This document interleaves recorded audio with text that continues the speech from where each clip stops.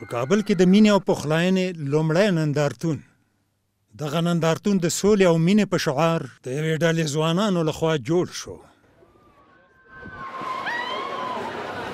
امروزش دولت برای صلح بیرونی تلاش به کوشش داره و ما خواهان از این شدیم تا بتانیم صلح درونی رو برای فرد جامعه ما که بتانن که از طریق صلح درونی خود همدیگر پذیری را ایجاد کنن و بتانن که به خاطر جامعه خود صلح بیرونی که میای پذیرا باشن. د نندارتون بله برخه د نقاشۍ په ښودلو سره د کورنیو غړو ته د مینې او لورونو وړاندې کول دي.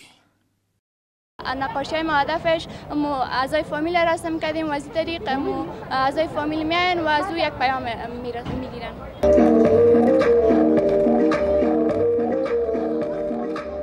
موسیقي، سرکس او د افغاني کالیو ښودلو دغه پروګرام لا رنګین کړی دی.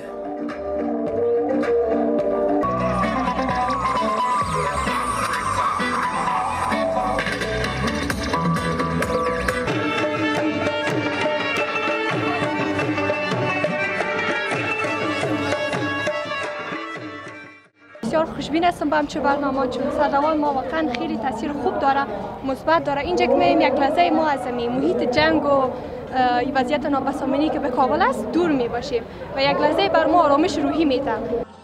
د بې سرپرسته ماشومانو لخوا فضا ته د هوایي پوکڼیو او لوزول د دغه پروګرام بله برخه جوړوي. نندارچیان په دغو شعارونو چې له جنګه ستړي او سوله غواړي په خوښۍ سره له پروګرامه خوند اخلي.